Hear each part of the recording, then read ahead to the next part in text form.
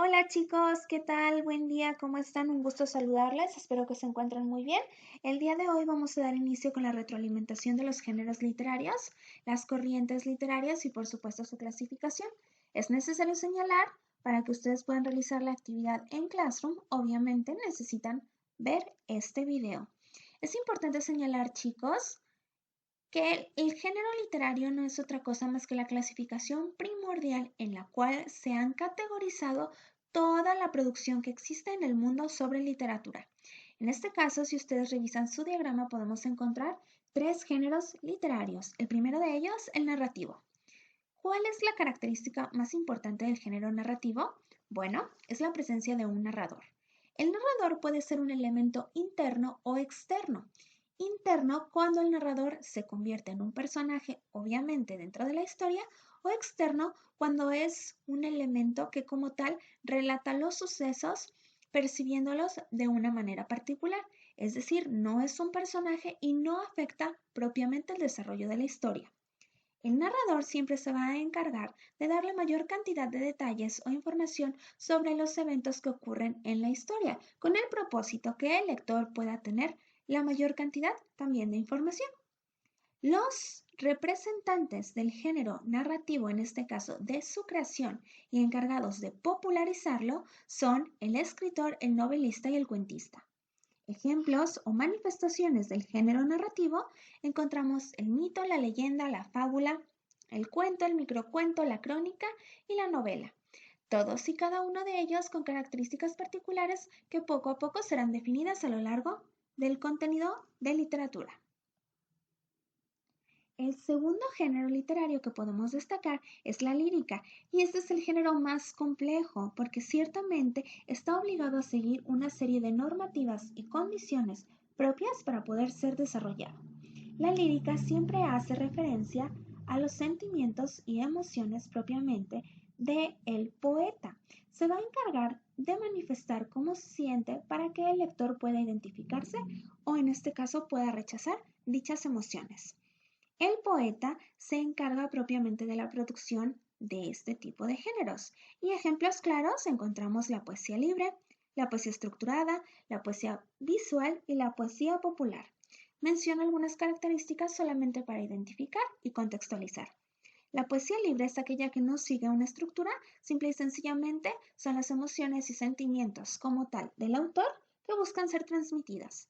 La poesía estructurada siempre va a seguir condiciones y reglas en términos de rima, métrica y ritmo. La poesía visual no es otra cosa más que una imagen en la cual se ha plasmado como tal una emoción y que al final de cuentas será interpretada propiamente por quien la reciba o como tal quien la observe. Y la poesía popular es aquella que se transmite de voz en voz, es decir, por medio de la oralidad de generación en generación. El tercer género literario que encontramos es el género dramático. En este caso, este género está obligado siempre a la representación frente a un público. El género dramático consiste propiamente en el teatro, que como tal busca ser explotado frente a una audiencia. En el caso del género dramático, la visión del mundo se plasma a partir de las acciones de los personajes, es decir, cómo se desarrolla en un ambiente y en un tiempo específico. Siempre va a hacer alusión, en este caso, a los espectadores y busca involucrarlos. El teatro, o en este caso el género dramático, siempre se va a encargar que la audiencia como tal se pueda identificar de manera amplia.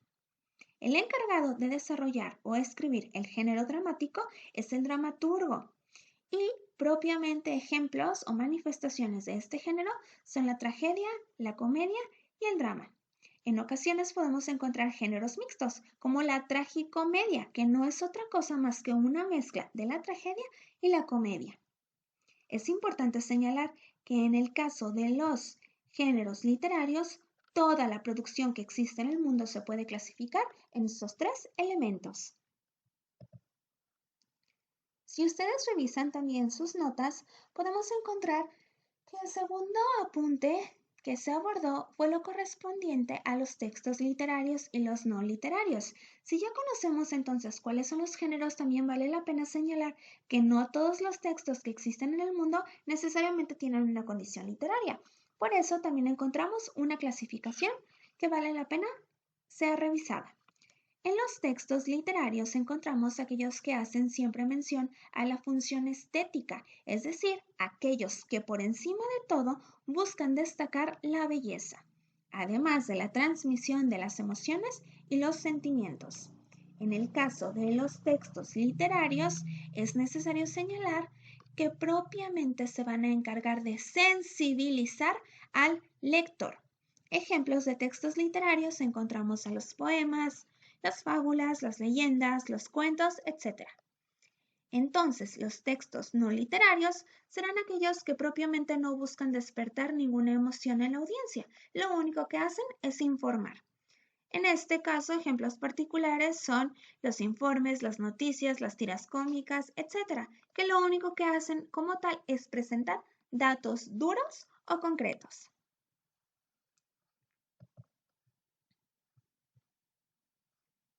Si ya hemos revisado entonces lo que corresponde a los textos, en este caso literarios y a los géneros, vale la pena entonces abordar lo concerniente a las corrientes literarias. ¿Pero qué es una corriente literaria?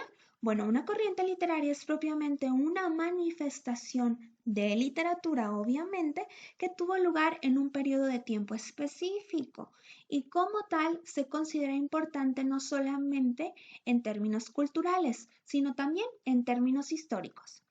En este caso podemos encontrar tres periodos, obviamente temporales como tal, y tres corrientes literarias que generan una clasificación extra.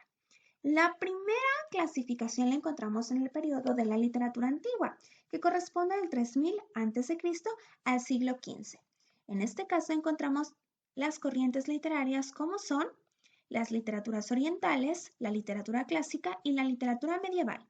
En el caso de las literaturas orientales, son aquellas que tienen lugar a partir de las primeras civilizaciones y asentamientos humanos, obviamente documentados. Y encontramos a Mesopotamia, Egipto, India, en este caso China, y lo correspondiente a la literatura hebrea. La literatura clásica hace referencia propiamente a la que ha sido creada por los grandes pensadores y que en este caso tenían un propósito didáctico. Cuando hablamos del propósito didáctico nos referimos propiamente a un propósito de instrucción, es decir, que buscaban enseñarte como tal ciertos elementos. También encontramos dentro de la literatura o corriente del periodo antiguo a la literatura medieval, considerada como el oscurantismo. Es la literatura que en este caso ponía a la presencia y la figura de un ser supremo o una divinidad por encima de todo. Estas son las tres literaturas que corresponden propiamente al periodo antiguo y son justamente la base y la comprensión del resto de las literaturas que tuvieron lugar en el desarrollo temporal. La siguiente literatura que encontramos en el periodo es el correspondiente a la literatura moderna. Y aquí encontramos al Renacimiento, a la literatura del Barroco y a la literatura neoclásica. El Renacimiento hace referencia propiamente al despertar humano. En este caso, el ser humano se comenzaba a alejar de la figura de un ser supremo o una divinidad y empezaba a darse cuenta que tenía potencial y que no solamente estaba destinado a la voluntad de ese ser supremo. La literatura del barroco se caracteriza propiamente por la exposición exagerada de detalles, cargar de manera extra todo lo que pudiese generar ser interpretado como arte. En el barroco no solamente se enfocó en la literatura, también podemos encontrar el barroco en otras manifestaciones como la escultura y la arquitectura, desde luego. Finalmente, dentro del periodo moderno encontramos a la literatura neoclásica, que en este caso siempre iba a destacar valores del humanismo, es decir, la parte más importante del ser humano y que todos poseemos, pero que en la mayoría de los casos solemos ignorar. Finalmente tenemos el tercer periodo, que corresponde a la literatura contemporánea, y esta es la literatura actual. Propiamente comprende del siglo XIX al siglo XX. En este caso no reciben un nombre concreto porque la literatura de este tiempo se clasifica por una cantidad de elementos que propiamente resulta complicado señalar o especificar. Nuevamente se caracteriza por una mezcla de variaciones que como tal conforman a los textos actuales. Si ya hemos revisado entonces los periodos y las corrientes propiamente con cada una de sus definiciones, vale la pena también señalar características generales. Entonces, de manera recopilatoria y para englobar, podemos destacar las características generales de la corriente literaria antigua es que siempre se basaba en narraciones que hacen referencia a los dioses, al mundo como tal y obviamente al origen de este. Nuevamente nos enfocamos y hablamos de literaturas orientales. Hablamos y tenemos propiamente a lo concerniente a la época medieval, donde hablamos de la figura de Dios. También tenemos entonces las características generales de la literatura moderna. Propiamente es aquella que hace referencia al despertar humano, al humanismo y al papel del ser humano como tal en la naturaleza y la realidad que como tal lo rodea.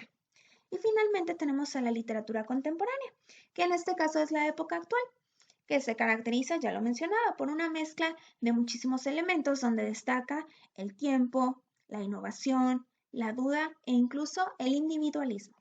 Una frase característica de la literatura contemporánea es, hasta no ver, no creer, porque de alguna manera la duda siempre era un elemento constante propiamente en los textos que han sido creados a partir del siglo XIX. Es importante señalar que toda esta generalización de la literatura nos permite entender propiamente cómo es que el arte ha evolucionado. Recordemos que el principio fundamental del arte es la interpretación, pero no por ello significa que se mantenga estático o que no cambie. Todos los movimientos literarios surgen a partir de un péndulo, es decir, lo que un movimiento literario presenta, el siguiente que tiene lugar busca rechazarlo. Es así como tiene origen la literatura y las distintas manifestaciones que existen en el mundo sobre ella.